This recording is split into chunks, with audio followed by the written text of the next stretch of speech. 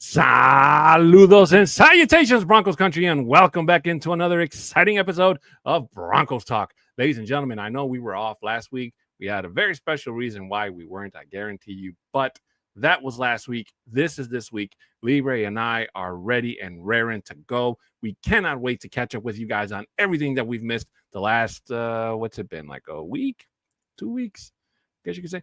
See, even 1 week feels like a long time when we lose that connection with you in Broncos Country, you know, especially on Fridays. We also didn't do a Friday show for the exact same reason. But nonetheless, Libre and I are here. We're ready to catch you guys on all the action that's been going on. Also, the 53-man roster has been set. Who's in, who's out, and maybe take a little sneak peek into the upcoming matchup for next week. And, of course, your favorite segment, Broncos Overtime, will be back today. So make sure your food is warm, your beer is cold, and you're comfortable as hell because you don't want to miss a single episode or a moment of this episode. And I know I messed that up, and I don't care. I'm rusty. Leave me alone. So get ready, ladies and gentlemen, because you don't want to miss a single moment of today's action. So get ready because here we go.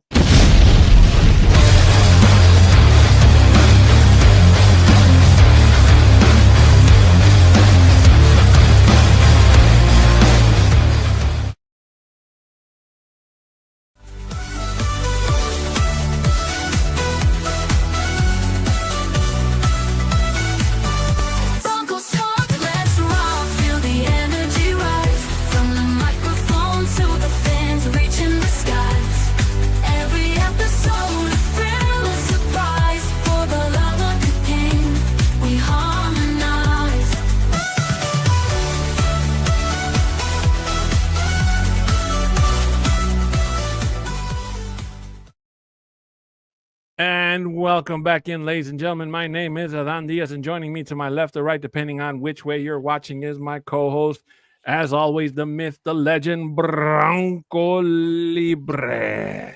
What's happening, Broncos Talk? Let's go. Libre, how did you spend your day off last week, my friend? I would like to say that I was at the beach enjoying a couple of modelos and so forth, but I wasn't. I was actually just working and doing some yard work, catching up on household items.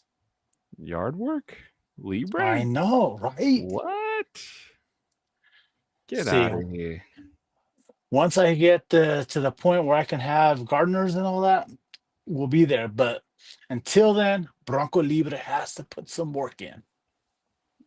Well, you know what? That's the nice thing about you being Mexican is that, gardening comes naturally. A lot easier, naturally. Oh, yeah. But I still picture you riding around in the John Deere. Oh, no, my yard's not that big. I wish. But ladies and gentlemen, welcome back in. Like I said a few minutes ago, Libre and I would like to offer our apologies for not being able to join you guys last week. But as we've said before in previous shows, we are a tight family here on the Orange and Blue. And when somebody in our family has a tragedy or something that really impacts them, we, Libre and I, and he can comment as well, we didn't want to be a bear in terms of, we didn't want to feel that our shows, I should say, should come before, showing respect. And, we make fun of Baki on this show and on the other show a lot, but that's because I'm allowed to. And I'm just giving him ammo for him to fire me one day, I guess you could say. He's literally just writing everything down. Like, you know what the funny thing is? Remember a couple episodes ago when we made the joke about the lazy boy thing? He actually fell over his lazy boy, got back up, and texted me and Libre, and he was like, "Ha! You son of a gun! That was funny as hell." I can't imitate Johnny, but in his voice. But anyways, guys, we here as a fan, we wanted to show our respect to him and to his family, and we didn't want to be a bear, so we understood. But with all that being said, we are back today to talk to you guys about everything that's been going on that we've missed the last week or so, about the Cardinals game and about the last game against the Saints. We're going to get into all that. Of course, we're going to get into all your questions as well. Make sure you put them in the chat, whether you're watching us right now live on YouTube or through the TikToks, if there's anybody on TikTok right now. And we I will have try a to lot get of people, to, and you're not on there yet. and we will try to get to as best as we can for that segment. But as always, we got a couple of things we got to get out of the way before we start with today's show. First of all, we'd like to ask you guys to please subscribe here on the Orange and Blue Network. Subscribe, share, comment, and like on this and all the videos that we have for you here on the network.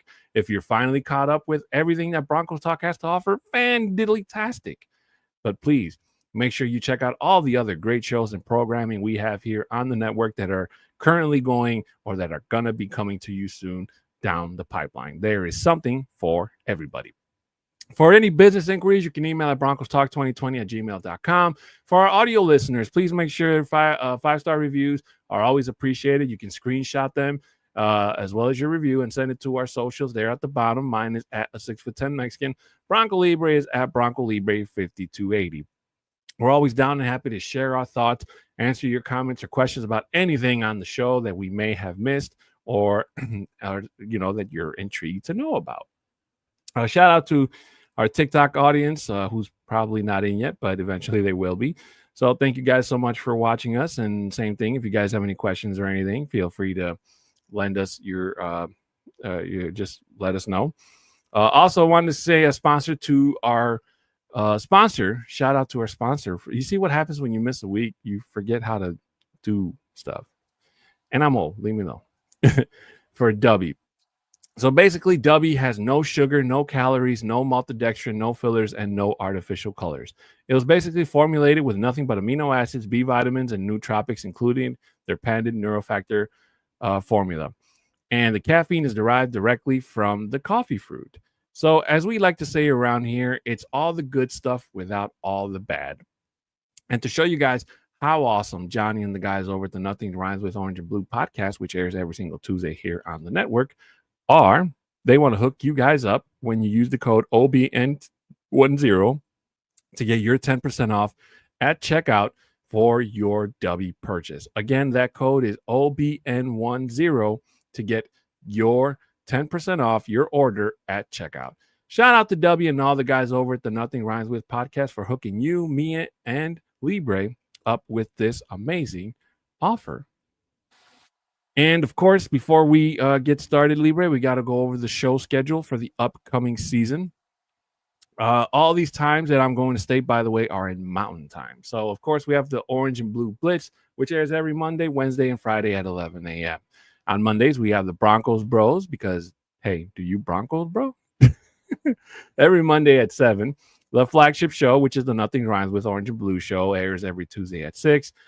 We have the Mahai Symposium, which airs every Wednesday at 2:30 p.m., just before we do at 6. Also, we have Viva Los Broncos, the all-Spanish-led podcast here on the network, which airs every Friday at 6 p.m. For any breaking news that happens, we will hit you with the Fresh Squeeze, which airs just shortly after the news breaks. Also, we have the Get Buck pregame show, which airs every game day 1 hour before kickoff. And then right after the game's over, regardless of the result, we have the post-game Buck Your Feelings post-game show. And yes, ladies and gentlemen, it does come with swear words if you mute yourself and Johnny doesn't see it. I think Libre, I think we can swear in Spanish. I don't think that counts, right? I agree with you 100%. Los cabrones que están ahí. Ándale. You think Johnny will say something to us? Once he listens to after the live is over and he's able to get the closed captioning, then he's going to understand what we said. So we might get a little write-up or whatever at the end of the show. So, Johnny, chinga tu madre. Exactly. And just kidding. Well, ladies and gentlemen, as we said at the start of the show, we're going to go over we can start with the Cardinals game. Libre, you were there, and so you can give us an insight. How was the momentum at the stadium for the first preseason game? Now, I know it's not going to compare to what we're going to expect to see for the season opener next Sunday. But did you see or feel any difference in Mile High Stadium and Power Field? Sorry. No, it's Mile High Stadium. It doesn't matter what corporate names on there or whatever. It's always Mile High Stadium, no matter what. But to tell you, I got there about 2:30, 3 o'clock in the afternoon for the tailgates. Let me tell you, the atmosphere, the excitement that people already have that are there, which that just gets your juices flowing within you right away too. And I'm so excited for the season. I got interviewed by Denver 7 here in Denver, and I was just basically, I posted on my TikTok as well. So with that part of the interview, and the excitement that we have for this team it's been the last 10 years. We didn't have this type of excitement for a season coming in like we do right now because of what we were able to do last year.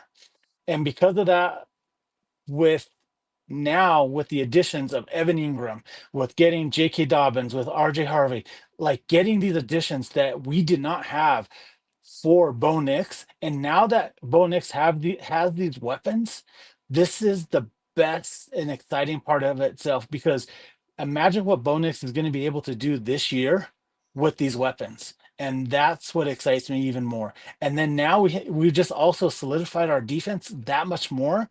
Like, how can you not be excited for this team? And inside the stadium itself, it's electric.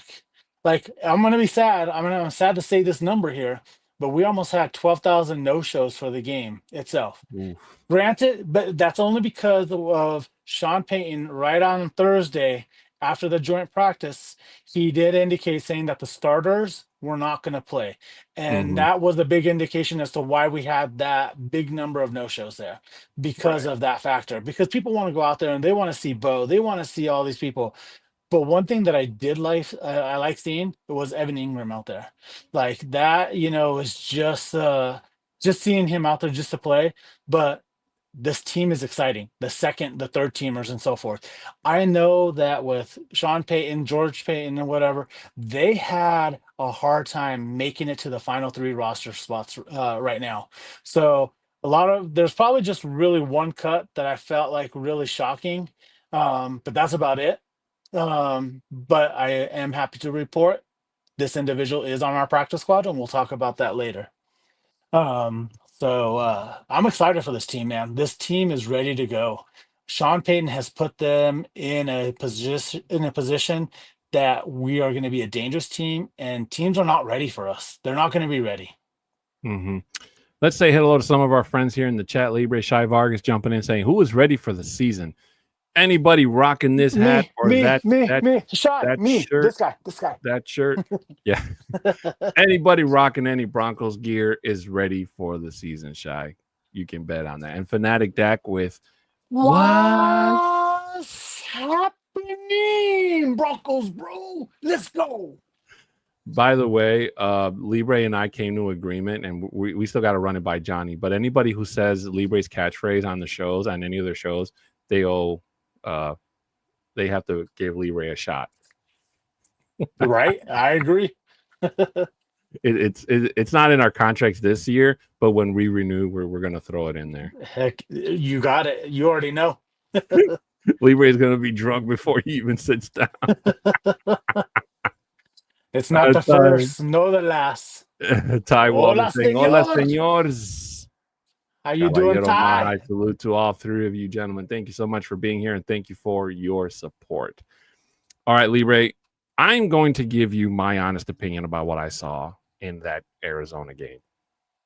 And it's pretty much what everybody in Broncos country has been saying in terms of the second string, and to a certain degree, the third string. Jarrett Stidham looked exactly like he needed to look, which was fan-diddly-tastic. Okay. He looked the part of a QB2, and he looked so damn good that he actually got offers to go possibly play as a starter with other teams. So with who? With other teams. Jarrett Stidham or Yeah, Sam? Jarrett Stidham.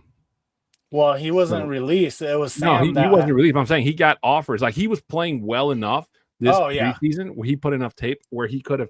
I'm not saying it was going to happen, but even if he yeah. could have went to another team, it probably would have. And I'm really glad that he did that and they kept him, because Zach Wilson in Miami has done absolutely nothing there. Okay. And I will still die on that hill where I said last year, I don't know what trading for him from the Jets was going to solve, because he was neither the answer. He was just here, you know?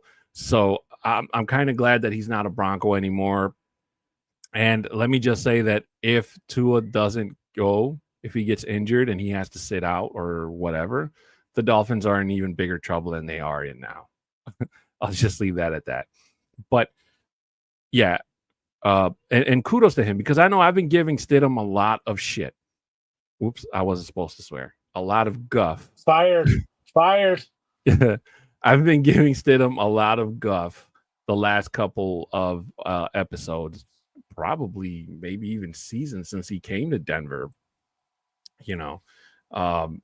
And because I was there for some of those games and I just didn't see what I saw. But again, it's good to see that should Bo Nix, knock on wood, go down, that Jarrett Stidham, he's not trying to replace Bo Nix, that he could be that guy that can guide us through the stormy times until Bo Nix Hey, comes Adan, back. just so you're aware, I have Cody Latimer right now live on the TikTok.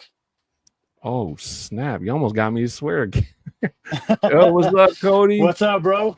You're Good not to even see on the you, live. man. He can't even hear you because you're not joined on the live with me. Man, it was great to see him on Broncos Bros the other day.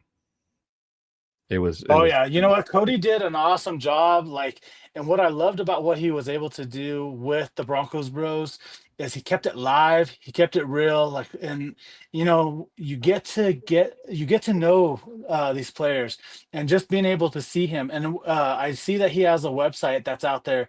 That if anybody's out there trying to become a wide receiver or whatever, he has a great workout program. Go check out his website and go to his social CLAT14, and you can go to his website, sign up. He has a code on there for everyone for a discounted price. Set it up with him, man. Like, if anybody's out here listening that's actually a young guy that's playing football, that's a wide receiver, hit up Cody. He'll set you up straight, and he'll teach you. He's the Super Bowl champ. He knows how the game is played, and he does it at a high professional level. The only thing I will say to that is, if I was Cody or any one of the Super Bowl 50 winners, I would never take that ring off. Be with Like me a lot of to them my don't. last Like, breath. a lot of them don't. Like, a lot of the Super Bowl 50 champs, they have their rings out whenever they're out and about. And show it, like, support it. You did an awesome thing. You went out there and achieved the top thing possible.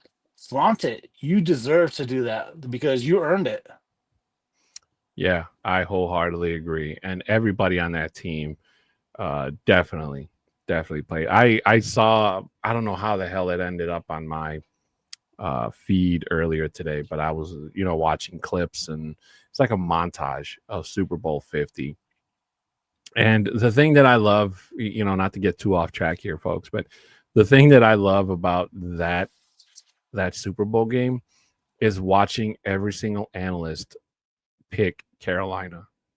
Every single analyst that I've seen picked Carolina to win because of the way that they destroyed the Cardinals. And they were the best offense in football in that 2015 season. But they ran into the buzzsaw that is the Broncos defense, and we all saw how that turned out. and I think the saving grace for the Panthers is that if that Peyton Manning was 2013 Peyton Manning, that would have been a blowout, like, hands down, without a shadow of a doubt. So they're lucky that the score was what it was, and that it wasn't, 50 something points with Peyton Manning just running up the score. Right. Yeah. But going back to the topic at hand, Libre, the Broncos were slated to have had probably, I don't know if this is correct, but they were slated to have had the best preseason numbers out of all the Hmm. teams this season so far, whether they won every game or not, and it was great. However, it made Sean Payton's job that much more terrible, or not terrible, harder, I should say, in terms of picking who stays and who goes. So the Saints game, it was just kind of like I didn't see the entirety of it, Libre, because I was at work, but I did see all the highlights and stuff when I got a chance. So what did you think about the game against the Saints this past weekend? I like overall. I liked what we were able to do. Like, yes, we didn't score as much as I think we should have, but we also had to give Will Lutz his time as well. Like, he needed to make sure that he was ready to go for the season as well, and that aspect I liked because it looked like he's ready to go. We're not going to have any issues with him. Hopefully, we don't have any more blocked extra points or field goals. We just need to get rid of Alex Forsett. Still wondering why he still made the team. That just still boggles me. But no, but seriously though, with overall, we are gonna like this team is gonna be scary. We're gonna be wearing teams down, and I think you're gonna see a lot of this where the first half of the game is gonna be like a low scoring game, and then in the second half, we're just going to go and then explode with points. It's just that the way that our offense and the way that our defense is going to be working on these guys is going to be unbelievable. And it's going to frustrate a lot of fans because they want to see that high scoring, high flying from the first play until all the way to the end. And it's not going to be that way. It's going to be a scenario where it's going to be a slow, like us just beating them down. And then in that second half, they're so beat down and so tired that we're just going to be high flying. And that's where all the points are going to come. I will say, Libre, that it's very reassuring seeing that the number twos and the number threes, while they did bend, they didn't break. So that was reassuring, very reassuring. Good to see. I will say, however, I still got knocked off balance by watching the number ones struggle Yeah. on Saturday, because this was a New Orleans team who a year ago literally clobbered those Saints. And those Saints on the field looked damn near identical to what they played last year. The only change Right. was the fact that they had Dennis Allen for a head coach, and now they have Kellen Moore. So and it was crazy, but it wasn't. Again, I'm thinking the only thing I'm hanging my hat on that, Libre, is and it's kind of to something that you mentioned 2 weeks ago, where uh, to the point where it was kind of like maybe Sean Payton isn't putting out like his plays that he's going to put out week one. Maybe they were plays that they've practiced in practice, and just to see if it'll work, in an actual NFL game type of thing. And you're 100% right because you have to also think about this as well. In preseason, you do not want to show your hand fully.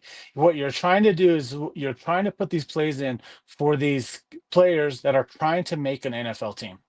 And yes, you're still going to be a little bit part of what our offense is going to be, but it's not everything that's going to be out there. You're just trying to get some good film for these guys, and he's not showing his hand. Week one, when Cam Ward and the Tennessee Titans come in, they are like the film that they see during the preseason. They don't know what to study for. They're not really because he didn't put out his playbook, so it's a whole different story. And Cam Ward, I know a lot of Tennessee fans that are out there that have continued to say that he's going to wreck the Broncos. The Broncos don't know what's going to hit them and so forth. But I say the exact opposite. We're the number one defense in the league.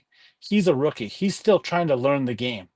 And It just sucks that he has to play us first week, his very first professional game. He's gonna with the Broncos are gonna say, "Welcome to the NFL, Rook," real quick, and it's gonna be a shell shocker for a lot of these Titans fans. Yeah, and that's something that we're going to get more into detail next week. So, guys, make sure you follow and stay tuned. Make sure that notification Yes, button is follow. clicked on so you don't miss when we go live for that. But going back to the 53-man roster, as we stated earlier, the 53-man roster was filled out yesterday when the deadline was due.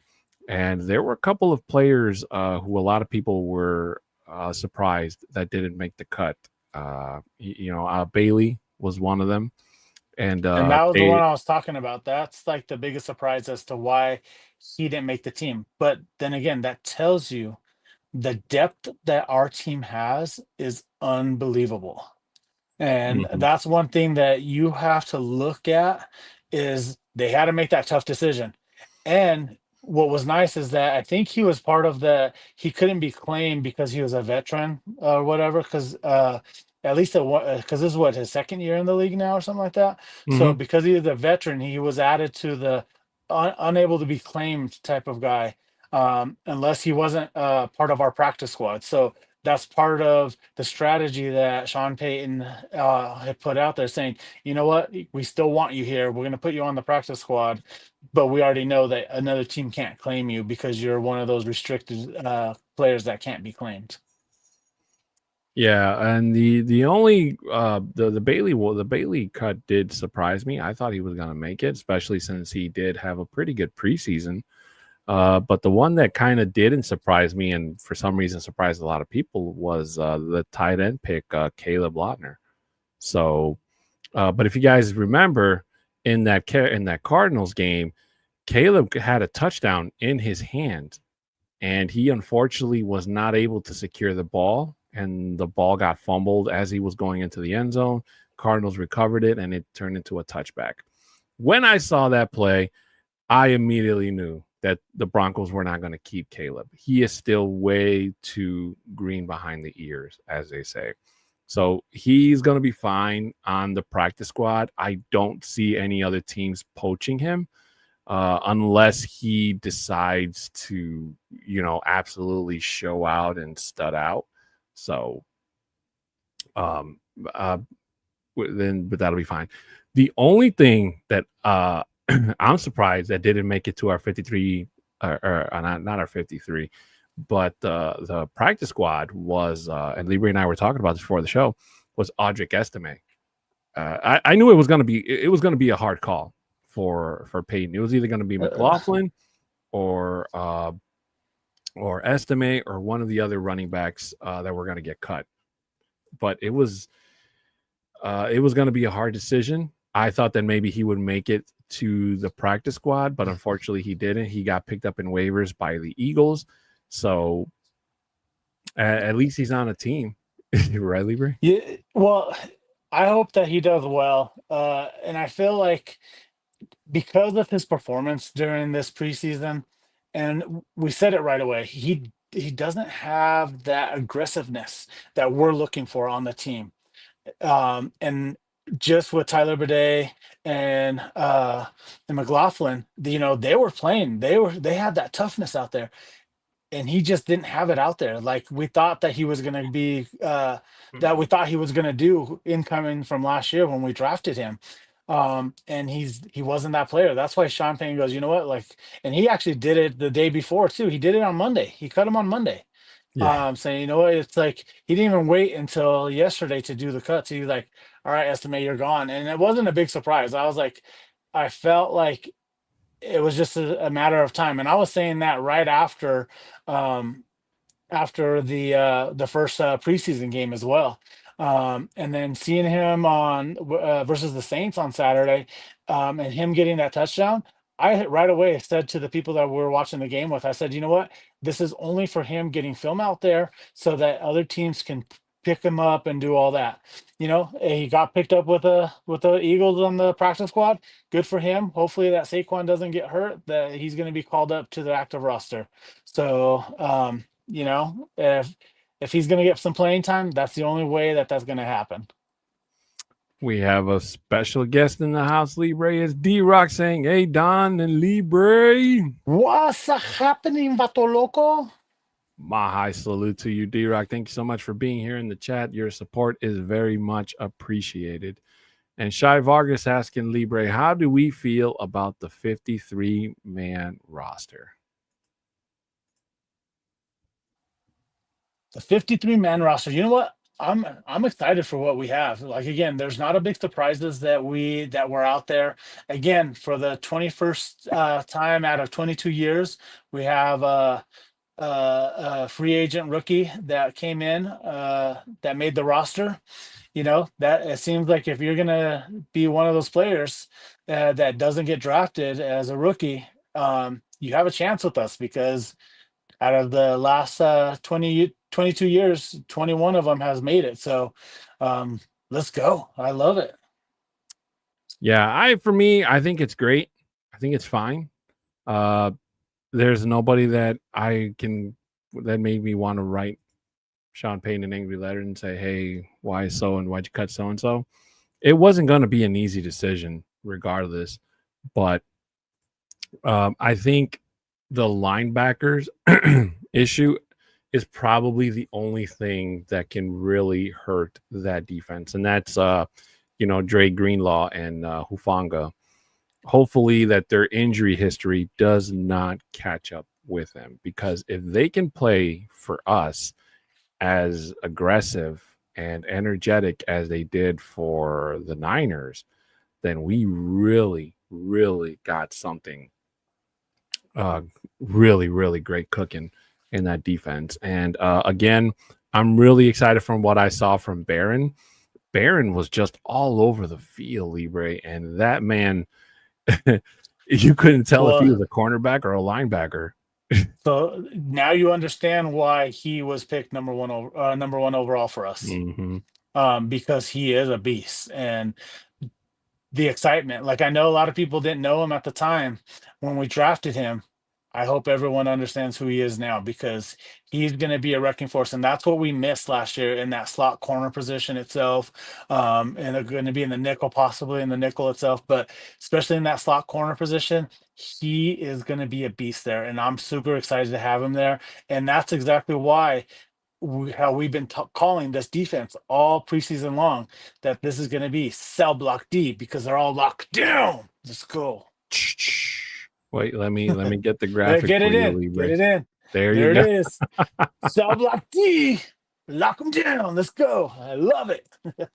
I'm pretty sure Johnny's gonna update this once he gets the actual pictures of Hufanga, Jade, and everybody in Broncos uniform. So before you take it down, I want to show the TikTok, the tickety talkities. So expect an updated version of this pretty soon. Welcome to Cell Block D. Lockdown. So for those of you that aren't aware, we on the show, we get a lot of people who come in and say no fly zone 2.0. And the only reason I say it is because it drives Johnny nuts. So, and I like to poke the bear. So Johnny, and I'm telling you, going forward, if anybody comes into the chat during either the pregame or the postgame, or any time that Johnny's on the air and you mention no fly zone 2.0, it could be the most important person in the world talking. He will literally hit the brakes and he will correct the entire stream because that's just how dedicated of a person Johnny Baki is, and that's what I love about that man. That's funny. But yeah, definitely impressed from what I saw from Jade Barron. That man was all over that in that pregame, and I cannot wait to see what he has to bring for this team. Now, the beautiful part on that is the fact that he is the rotational piece between Riley Moss and PS2. So I do hope that Riley Moss is coming in with a passion, because I know that he was not happy with the way he ended the season last year when he came in. Again, I'll say it until it happens. The Bengals game, is circled on his calendar, Libre. Big old Oh circle yeah. because he cannot wait to have his rematch with T. Higgins. And I guarantee you, Libre, it is not going to be the exact same result this time around. Oh no, and it's not going to be. He's going to be ready for it. And the best part about it, it's going to be Monday Night Football. Like you can't get on any bigger stages than that itself right now, especially at week 4 of the season. And I hear a lot of people, especially like coming out of Cincinnati and all that, that how much they're going to come in and destroy us. The thing is, we've gotten so much better that those two guys, T. Higgins now and Jamar Chase, is not going to be able to do what they were able to do to us last year. Um, and uh,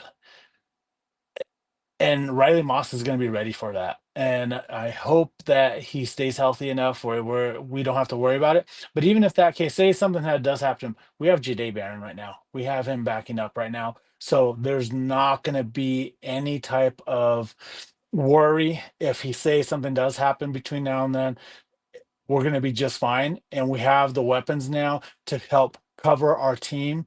And that depth, like we mentioned again, that depth that we have is so incredibly awesome.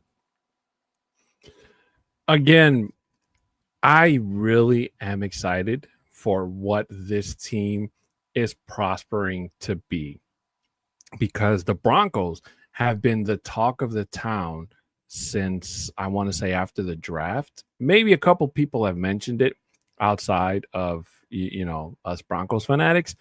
So the fact that we can be center stage again and take the AFC by storm is something that just gives me excitement with every passing day. Okay, now obviously we have the AFC is still to me tougher than the NFC, I believe, because we still have to go through Joe Burrow, we still have to go through Josh Allen. Patrick Mahomes has been a pain in the butt for a long, long time.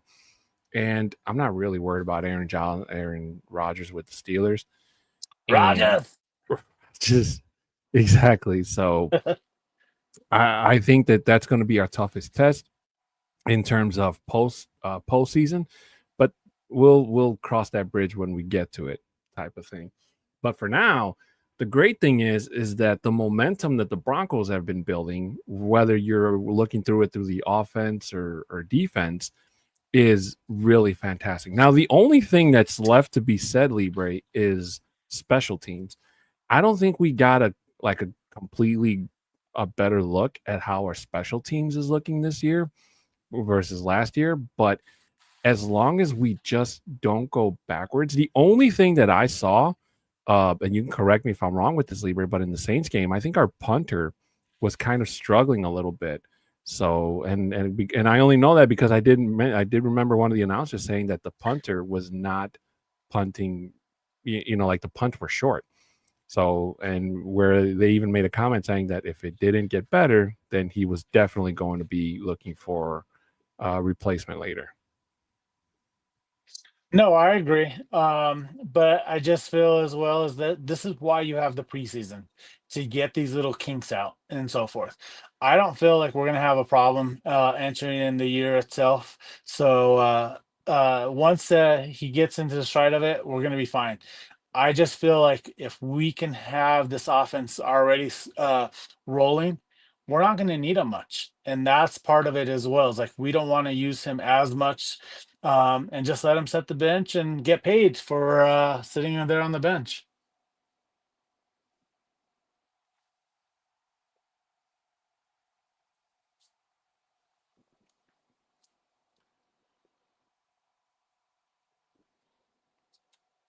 But one thing that I am probably like with our return thing is that I just heard today that Marvin Mims left practice a little early with a tweak of his hamstring itself. Right away with reports coming out with they're saying that it shouldn't be a big concern. And then I saw Vic Lombardi retweeting it out, and he said right away, he goes, "This is a big concern. We need to be out there worrying about it." So depending on how it is, hopefully he's back at there at practice, or if he's just resting at least for the rest of this week and get out there for next week and get in preparation for the Titans. I think we're going to be just fine.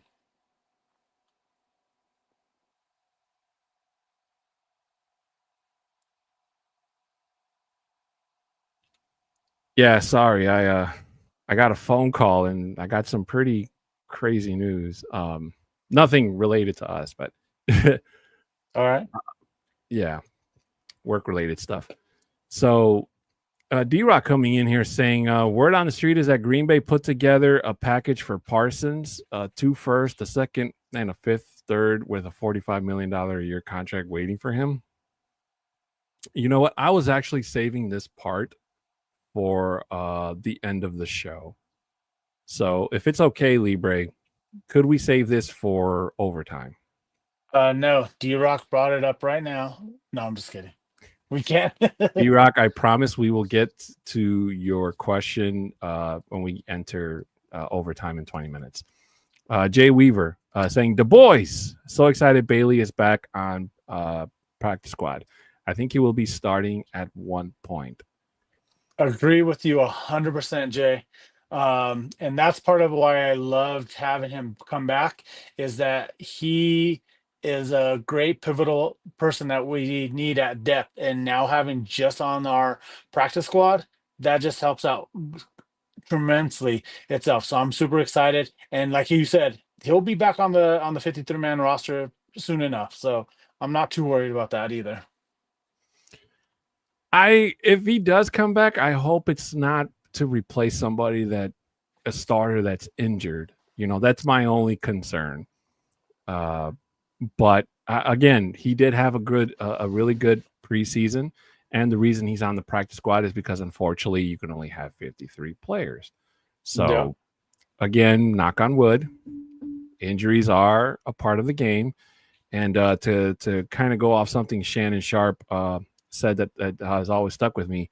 If you're still as healthy at the end of the season as you were at the beginning, you're not playing hard enough. You're in the practice squad, or you're warming up that bench all year long. Mm-hmm. And to me, he's right when he said that, because all the great players, all the Hall of Famers and stuff that you see with the Jackets and the busts and stuff, they went through the trenches. They went through hell to get to where they are. And some of them were able to get a Super Bowl ring or two or a couple out of it. And some of them, unfortunately, never were able to. So, but the important thing here, Libre, is the fact that the Broncos are coming back up. After 9 years of literally being kicked and pushed and just, terrible. Could you believe, would you believe, hypothetically speaking, if somebody told you that after you just celebrated winning Super Bowl 50 and somebody told you that the Broncos were going to be a bad team for the next 9 years, would you believe it? Not at all, because we have never had that type of losing within the history of the Broncos itself. So seeing it, living it, it was, some years were tough. Let me tell you, I was there at the stadium, just there, like, I'm just here showing up. Here's my money, just throwing it away. Like, no hope at all. Still there at the stadium with no hope, but I was still there because the faith that I have in this team. And now that we have turned this over, the excitement that we have here within the city, and we're in Broncos country itself, is, the reward is there. We had to suffer through those 9 years itself. The reward is now here, with the product that we have on the field, the product that we have in the front office and whatnot, with the owners that we have now. That I just love that now with these owners that we do have, is that they do care. It's not like across the street when we go to Coors Field, where they don't care about what's the products on the field. All they care about is their if they're in the negative or the positive every year. This team actually, this ownership group actually cares about the team, the players, and the fans, and they put everything out there. And that alone just that's why you love this team so much more. So I'm super excited for this upcoming season. I just had somebody on TikTok earlier ask me, he goes, are you excited for the season? Of course I am. Like, how can you not be excited for the season? What we were able to do and accomplish last year with the talent that we have. And now that Bo Nix, like I said earlier, that has the weapons. Just imagine what he's going to be able to do now that he has the actual true weapons. This team is going to go far, and they're going to go push far into the playoffs, and I'm excited for that. I probably would say it'd be worth it because you always hear the saying that a lot of people feel that they sacrifice their soul for a Super Bowl win.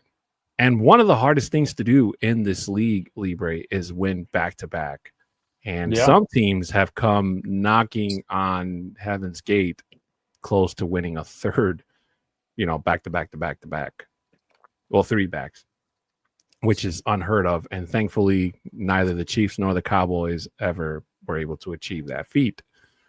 However, I will say that, I mean, it hurt, Libre.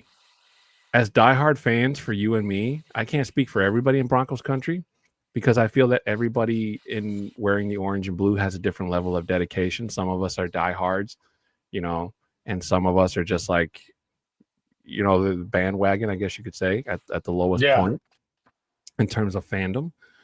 But it hurt, man. Like it felt, being lost in the whole quarterback thing and as we talked about in the show bunches of times, the whole not having to have an ownership and just control spiraling out of the way and all these band-aids and trying to bring in Joe Flacco as Peyton Manning 2.0, I guess you could say, and that failed. Like nothing that the Broncos did was working, whether it was going and getting Vic Fangio or passing over Kyle Shanahan for Vance Joseph, Nathaniel Hackett.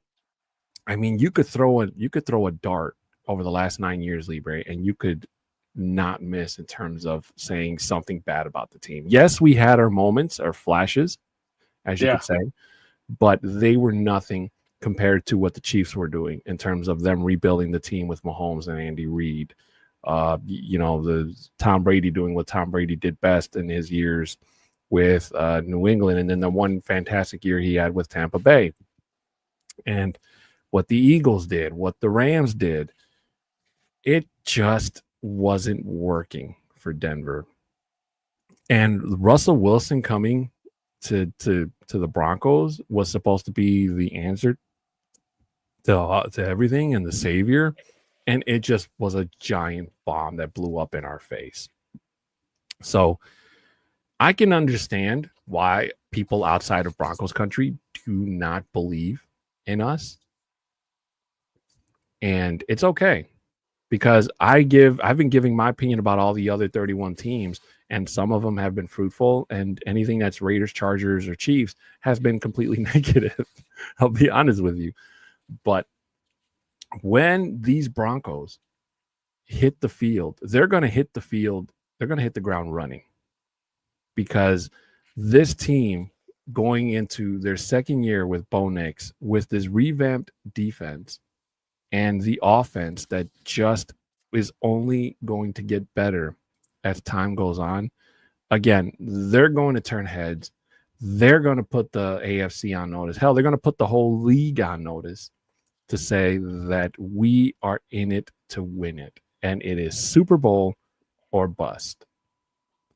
D-Rock No. jumping in and saying, Draymond Jones and Cody Barton is on the Titans. I know he wants some kind of revenge. Bring it on, MF.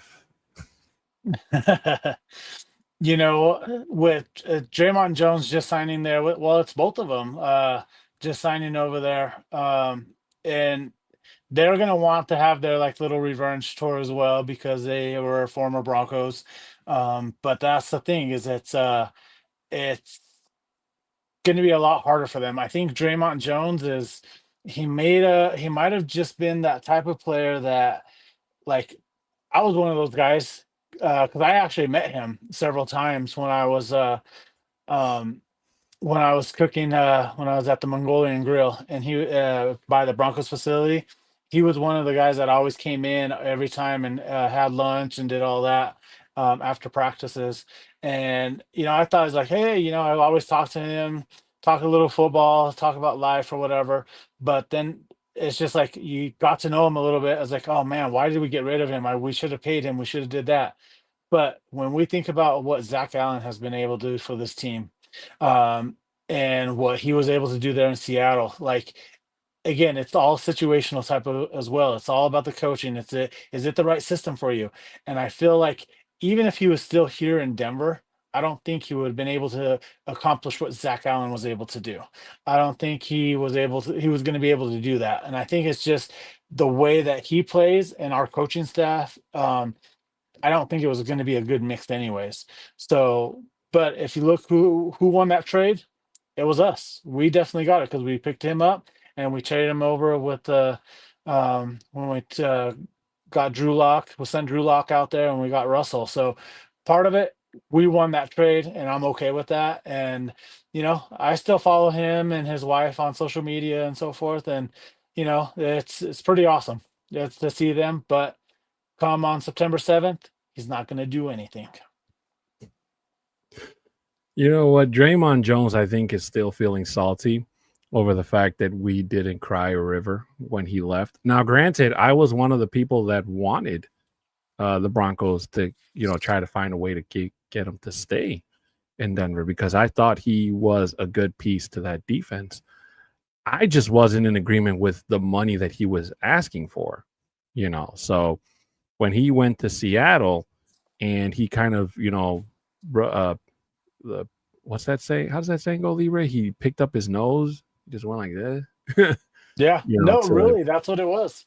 Yeah, to the Broncos, to a team that helped him, even become somewhat of a I don't want to say household name, but a name in the business. And then for him to see the Broncos next season go and pick up Zach Allen, a guy that was a Vance Joseph guy and came from that system, and see him flourish in Denver, I know that rubs him the wrong way because people, especially when Zach Allen got that contract extension and Draymond Jones is literally bouncing from team to team. And now he's a Titan and now he's going to, a part of me kind of wishes that they would have tried to keep Cody Barton, but I'm pretty sure that he was probably asking for a whole lot more money than the Broncos. Maybe not. We're not willing to spend, but they're still on the hook for one more year of Russell Wilson. But you better believe, Libre, that if the Broncos do not make the postseason, or not make the postseason, if they get eliminated from the playoffs or they don't win a Super Bowl, they are going to go out next year and get whatever it takes to make sure it doesn't happen again. I can guarantee you that. Yeah, I agree. It's going to be, it's like the way I look at it is bring it. We got it. This team is going to be better than you. It's going to be that way. Ty, thank you so much for stopping by. Send us an invite if you ever need guest hosts, man. Libre and I are available. Wait. Superfan Bronco Libre is available for you, Ty, if you ever needed somebody. And I guess I'm his assistant. My too-tall crew sidekick. Wow. Yeah, man, and we'll have you on the show one day, Ty. Reach out to me and Libre, and we'll work something out. Definitely. Heck yeah. But sorry, Libre, I didn't mean to interrupt your No, it's okay. It's all good. It's already gone. We're good to go. You forgot already? I forgot it. You forgot it? I forgot it. You already know. Just still trying to think of it. But go ahead. What did you take from this preseason, Libre? If you had to pick two things, what two things would you pick out of all three games? For all three games itself, the way that we started off slow, that's a little concerning. Just when you think about it, because like if the other team comes in hot and they start off really strong and whatnot, are we going to be capable of matching that, trying to get that later on, and that we don't dig ourselves too deep of a hole where we're trying to fight us and making us one-dimensional. That's one thing that kind of concerned me a little bit. But again, it's the way I also look at it is like it's not a big concern as well, because I feel like the way that Sean Payton is putting this team together and getting it set up is going to be part of we're going to be using that run game a lot more. And you can already see that happening itself, especially with you see that we're now carrying 4 running backs on this team. So we're going to be a team that's going to be scary. We're going to have the play action that's going to be working for us. We're going to be having where you don't know if we're going to really run or if we're going to pass it.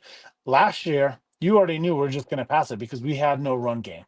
Like you could stop the run game easy. But I also contribute to this to the offensive line as well. The offensive line has made better steps, improvements.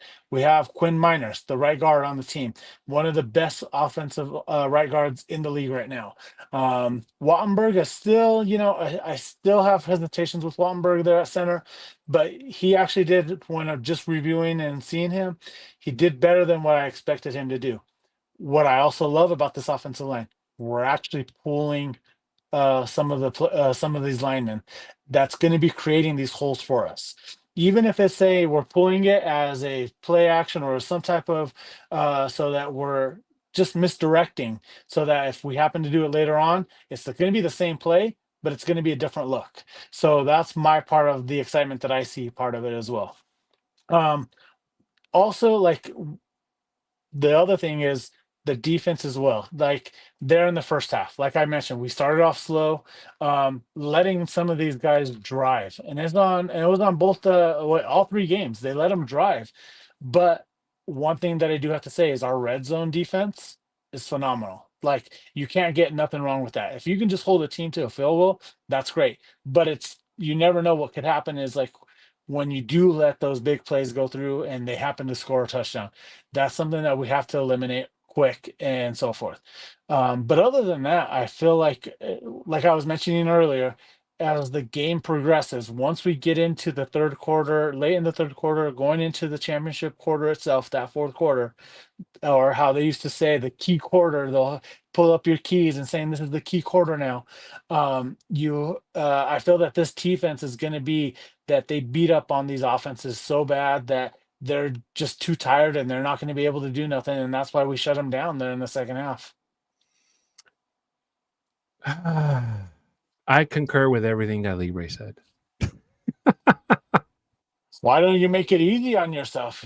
I'll Pretty go much. again first. No, I'm just kidding. But Libre, But it's true.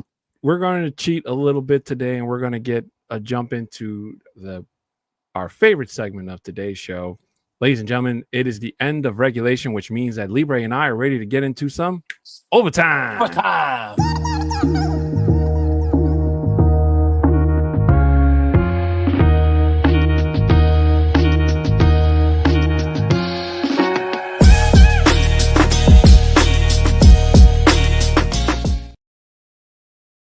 Yes.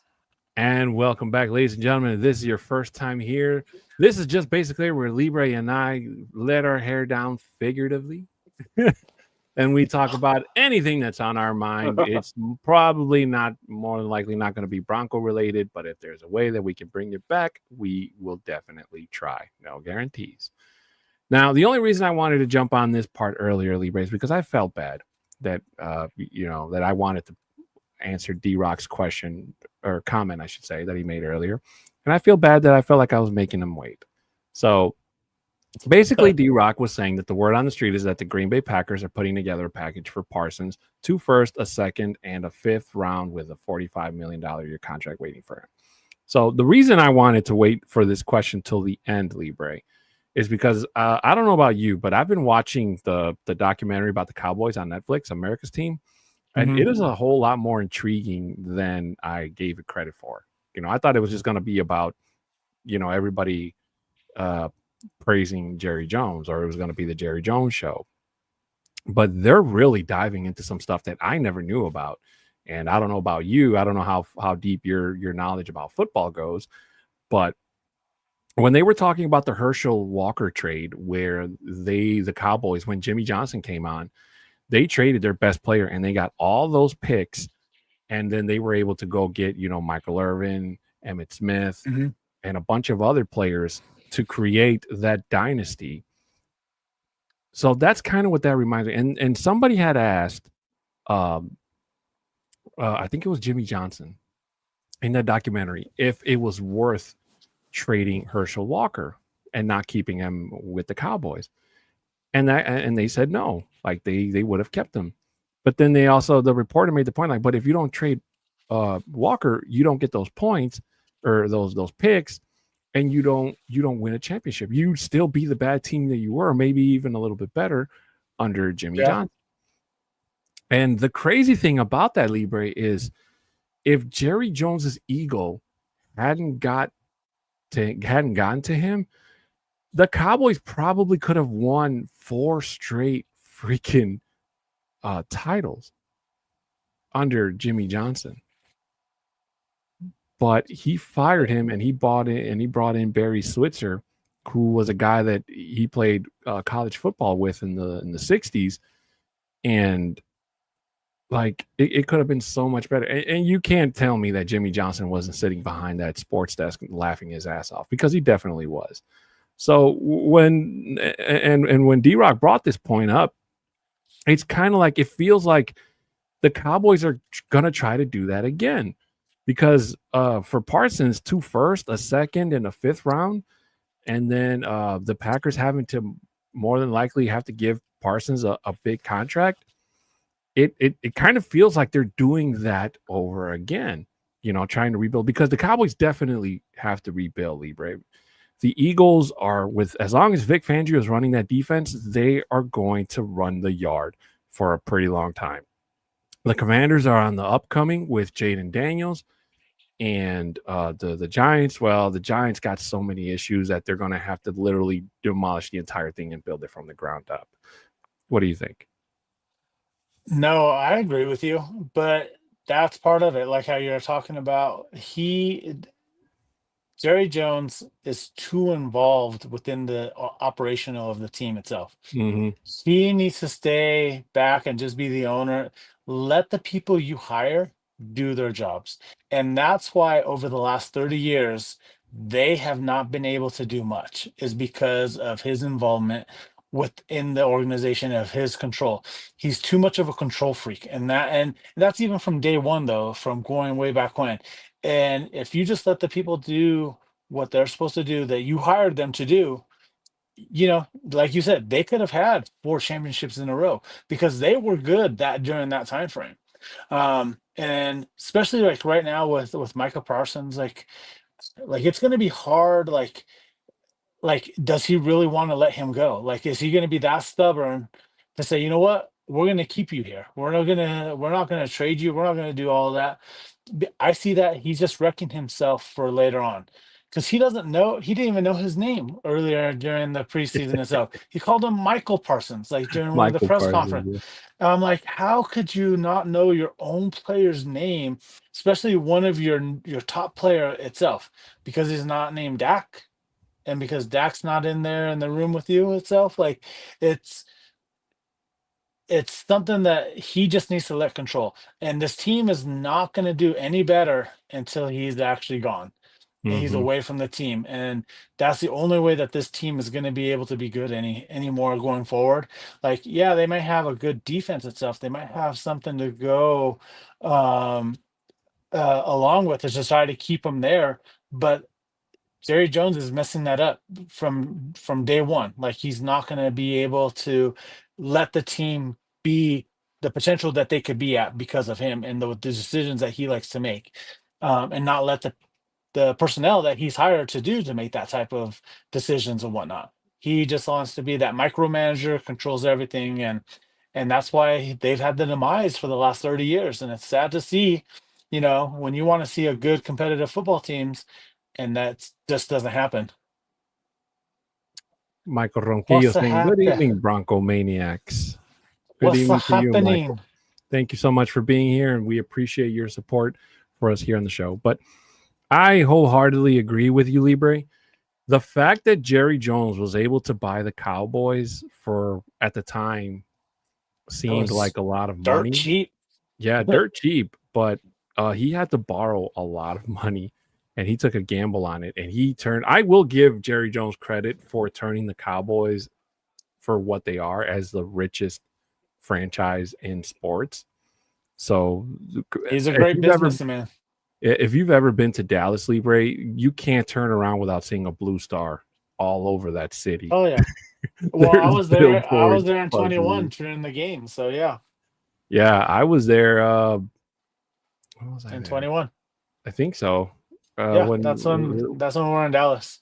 yeah, and I was there, and the same thing. Like it was just Cowboy stars all over the place. You Mm-hmm. know, on the beer ads, the buses, people wearing the jerseys, and which I mean, obviously, I get it. Like in Texas, you're either a Texans fan or a Cowboys fan. Yeah. You know, so.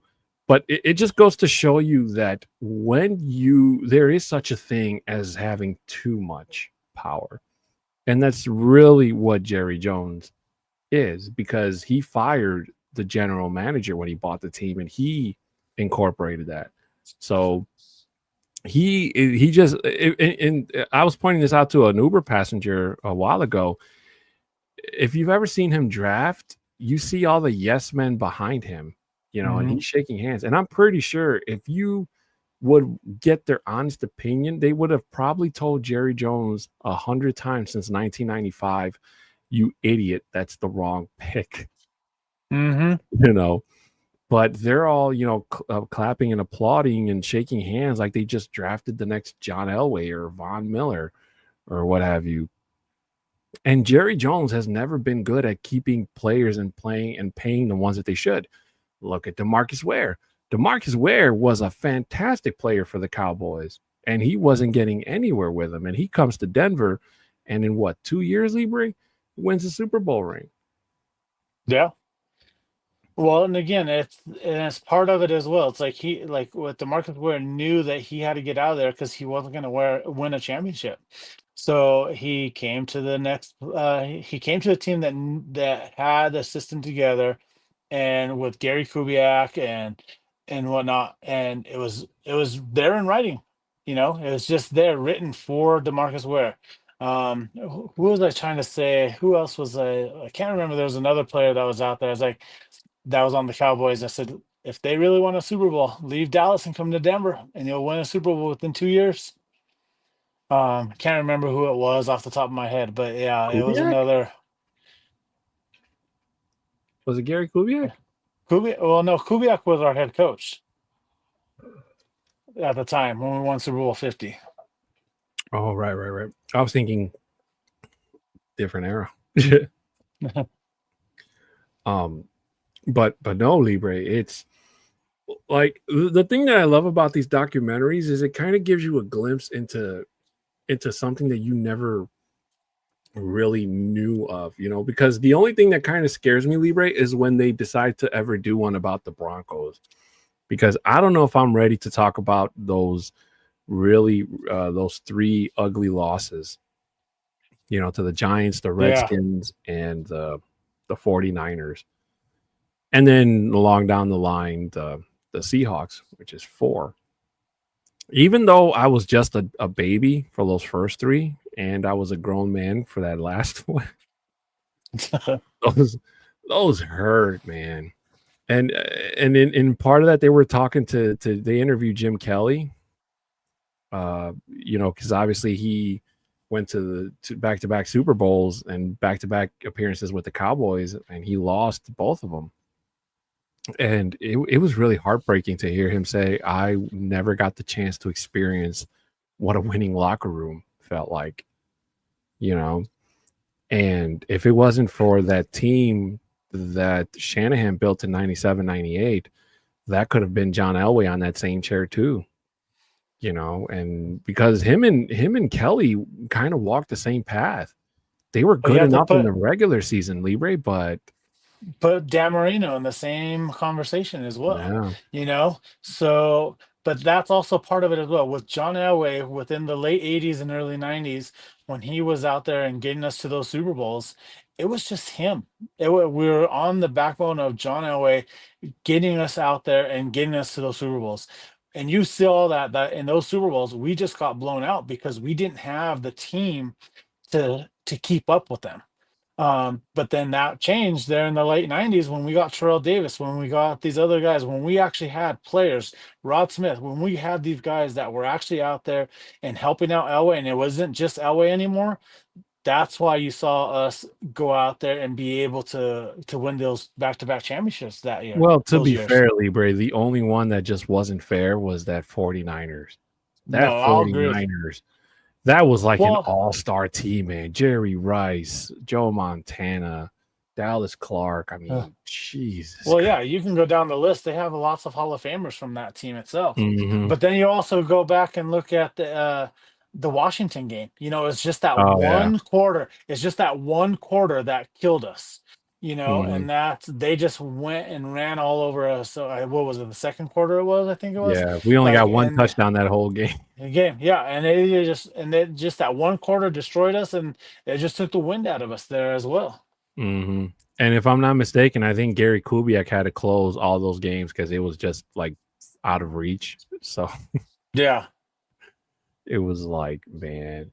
But I guess what I'm trying to say, Libre, is that maybe the NFL should implement a rule where owners probably shouldn't be able to do something like that, where they shouldn't have to incorporate a general manager and be able to kind of create that line between owner and you know, and I guess you could say player being all the way to the lowest of the totem pole, because that's something I never actually realized about Jerry Jones that they pointed out in that documentary, is that the only reason Jerry Jones is the way he is because he doesn't want to give credit to anybody for nothing. Yeah. You know, he wants to be credited for everything, which was his big deal with Jimmy Johnson. And the fact that and somebody, one of the columnists put it in a perfect way. When he bought the Cowboys and the Cowboys were terrible, everybody was shooting arrows and throwing axes at Jerry Jones. But when the Cowboys started winning, everybody was congratulating and praising Jimmy Johnson. And that rubbed Jerry Jones the wrong way. And I never thought about that, Libre. And it rubbed him the wrong way so bad that he literally did the one thing people hated him for initially when he fired Tom Landry when he bought the team, and then he went and fired Jimmy Johnson. So he just thought that everything would fix itself the first time that he would get lucky. But unfortunately, it only worked once. But he had to sell his soul to get prime time to come to Dallas. No, absolutely. And I just finished the first episode, so I'm still far behind on it. Yeah, that's what I keep on hearing. Even though if it's like they go, yes, it's the Cowboys, it's all that. It's the history of the team, it's the history of what they've done, and that's what I love about watching some of these documentaries, like you said, like and yes, it's going to be interesting to hear if they ever do one on the Broncos, because yeah, it's going to be hard to relive all those losses. It's going to be hard to look at that. But you know what? That's what built us as a franchise. That's where we're at as of today, and this is where we're still now in the conversation of one of the best franchises out there, from coming from the AFL to the NFL and so forth. So putting that all together, like I would love to see it. When? Hopefully it's soon that they can do it. Talking about the acquisition from the the Walton Group itself and whatnot. Like I would love to see all that. The talking about the building of the new stadium and doing all that. So yeah, I'm excited to see all that too. So can't wait. Well, the good thing about having these owners again, and it's probably us just repeating, you know, the same old. It's just the fact that we now have an ownership. It's kind of weird still saying ownership because it's not just one family, you know, like it was Pat Bowlen before, but one person that's not afraid to, you know, obviously them taking the big risk of bringing Russell Wilson to Denver and spending all that money without actually ever seeing him throwing a freaking football. Yeah, that was dumb. So, but they didn't sit on their hands, Libre. They went out and did what they had to do. They went and made the most unpopular decisions with the fans and it turned out, because a lot of people were skeptical about them bringing Sean Payton. They thought that they should have went and got D'Amico Ryans. So, seeing him go to Houston and, having to get the coach CJ Stroud and do what he was going to do out there, I'll admit I was one of those skeptical people too, because the only time I saw Sean Payton was when he was sitting across from Colin Cowherd, and he was just criticizing everything that the Broncos were doing. And it was kind of like, well, come put your foot in your mouth type of situations. And I didn't want to see him fail because I didn't want to see my team fail. And I've been seeing my team fail for the last 7 to 8 years up until that point. So I didn't want Sean Payton to fail, but I kind of wanted him to get a little bit of a taste of his own medicine. I was not expecting him to have the turnaround season that he had. The only bad game that he's had so far was the Miami game. Yeah. That's the only bad game, because unfortunately his name will be tied with a team dropping almost 70 points on him.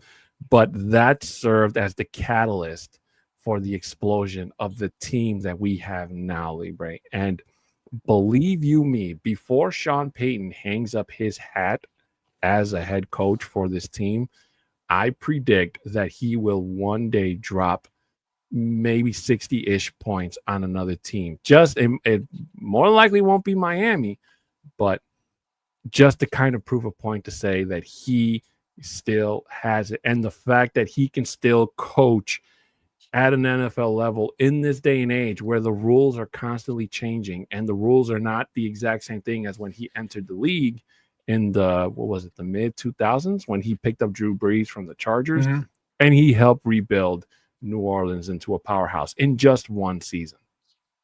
Yeah, and that's the type of person he is. So you give him the reins, like, yes, this is now his third season. How you talked about, we had the first season, we went out, we did what we did. His second season, look what he did.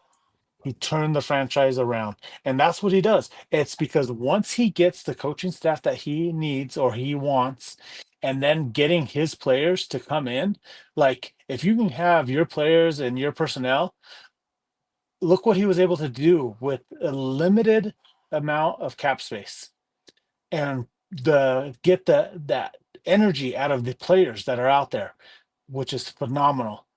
We're still doing it this year as well, with the amount of people that have come to the team as free agents, and we're still on the hook, how you say it, with Russell Wilson's contract right now, with about $35 million in dead cap money for this year. Imagine what we're going to do next year once when we're cleared out of all of that money from Russell Wilson's contract.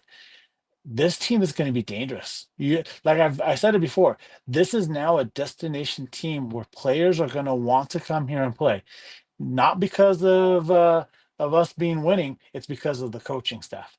It's now because of the ownership group that we have. It's now the training facility that's just finished being built right now at Dove Valley. Like, everything along the lines is that this is a team that is looking after its players, and you want to be part of that. If you're a player, you want to be part of that. You want to see that. You want to be part of it. And you see that already. We got some of these guys that could have gone to any other team, or they could have re-signed with their teams, like Greenlaw and Tufonga. Like, they could have re-signed with the 49ers for more money. But guess what? They came to Denver for less money because they know that we're in a position to win now as well, and to be in an atmosphere that is a brotherhood. How it's already been said. They've already talked about it. It's out there. Look it up. They go, this is a whole different locker room. It's not part of a team. We're like, you're still part of a team. You're doing all that. But this is like a brotherhood. It's like everyone is wanting you here. Like, this is that's what you want to feel. And that's the excitement that brings this team, as what Shai Vargas just said. Do you consider the Broncos the best America's team? I agree with you with that right now. Yes. I feel like, even this before, like, I think what happened, like, during the early 2000s, right after we were winning our championships, and they were talking about, did the Broncos just overtake the Cowboys as the America's best team? They did polls on that. ESPN had all that, and they did have the Broncos up there, having it being where it is that the Broncos are America's best team itself. But because that's their motto and they keep that year in and year out, you can have it. We already know what the scenario is here. Like, what have you guys done for the last 30 years? That's really what it comes down to itself. I remember when So, people went bananas over that question, Libre. right? Like, it really When was we were crazy. when we were just talking smack and saying that the Broncos were now America's team, no Uh-huh. more Cowboys. Yeah, Like, it was like a good debate, especially with those especially the Cowboys fans, which was funny. Um I just always like that at that point I was always to just poke them in the ribs saying, yeah, look, guess what? Broncos are America's team. Let's go. You I know? mean, it's kind of hard to name the Cowboys as America's team when literally this year they will celebrate 30 years since the last time they won a Lombardi trophy, which was in Yeah. 1995. Libre. I was 10 years old in 1995. Dang. 95, I was what, 16? And what was I doing when I was 10? I was in fifth grade. 17? Fifth grade. I just transferred to a new school. I remember that. My dad got a better job, and I remember he bought like this red Caprice Classic, like those old school cop cars. Oh yeah. Yeah, that thing was a tank, bro. It was a gas guzzler, but we rode in that bastard everywhere. I grew up in that car. I learned how to drive in that car, matter of fact. Was it a stick shift or an automatic? No, it was an automatic. But yeah, that thing was like, it's not like today's cars where today's cars are all acrylic or plastic or whatever. That was Oh no, actually that was made out of metal. Yeah. that was metal, man. That's So crazy. yeah, I mean, it's just crazy how a team, an owner, can go 30 years in and still be just as disillusional as he was the last time his team won Hmm. a Lombardi. Now, I will say that Dallas trading Micah, I don't think that's going to happen up until probably close to the deadline. I want to say, because if Jerry Jones is going to have to hit the panic button and rebuild, he's going to have to start from the ground up. My thing is, it's like if it's gonna happen like closer to the deadline, like is Micah Parsons even playing? Is he still holding out? Like, Mm-hmm. what's the scenario there? Because at that point, you're how many weeks into the season at that point at the deadline? 7. Yeah. So if you're at that point and if you're trying to trade for him and he's not even football shape, like that's just a big risk as well. And then trust me, like the amount of what they're giving up is going to be changing. They're not going to give them that much trade value as well, because at that point it's like now you're just trying to trade him just to get him out of there because he's now costing you money, even though they're finding him every single day because of the CBA. But even Mm-hmm. with that though, like Micah Parsons, you can already tell that he doesn't care. He doesn't care about that money itself. He just doesn't want to play for you. Like, why don't you just go ahead and get something for nothing and do it before the season starts? Let him get in there for the team. But I get it. I understand why it's another NFC team itself. But you look at it as draft capital. And like how you were mentioning earlier with Tony Dorsett when he got traded and all the stuff that all the draft picks that they got, like go in there and get that draft capital. Like, but again, it's Jerry Jones and his thick head that he has. It's the old school way that he's doing it. And that's what's going to be the demise of this Cowboys until he's gone and no longer part of the team. And it's what's going to happen. Mm-hmm. Well, ladies and gentlemen, that is going to do it for our segment of today's show. I cannot wait to come back and talk to you guys next week. Is going to be our very first episode in terms of the 2025 season, where we look into week 1.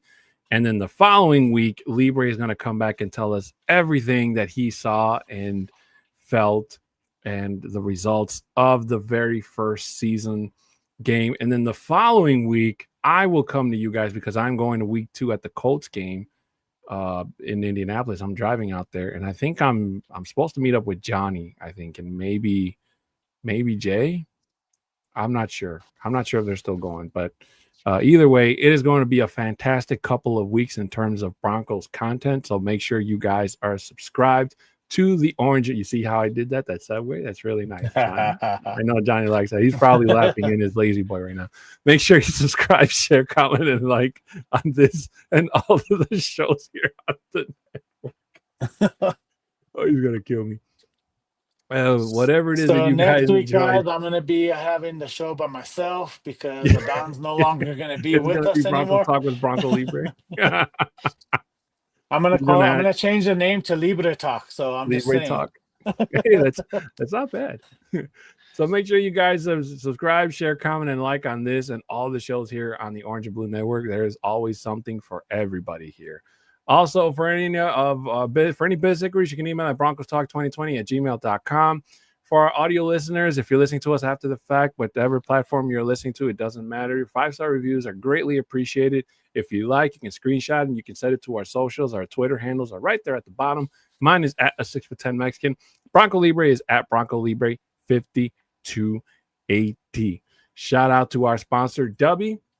Of course, a quick reminder, if you use the code OBN10, you'll get 10% off your order at checkout. Again, that code is OBN10 for your 10% off your order at checkout. Shout out to W and the guys over at the Nothing Rhymes with Orange and Blue podcast for hooking you, me, and Libre up with that offer. Ladies and gentlemen, it has been our pleasure to have brought to you today's show. Thank you guys so much for watching. Thank you guys so much for joining us. Viva Los Broncos will return this Friday at our regularly scheduled time. Again, please remember that it is an all Spanish podcast. So make sure you have your translators ready or your phone ready, or hope you can join us for that. Or let your Spanish speaking friends know that we will be live on the air. So with that being said, ladies and gentlemen, we are going to head out of here. He's Bronco Libre. He's Bronco Libre. I'm Adan Diaz, and this has been Broncos Talk on the Orange and Blue Network. We'll say good night, good evening, have a good day, good time, and as always, go Broncos! Go Broncos! Woo!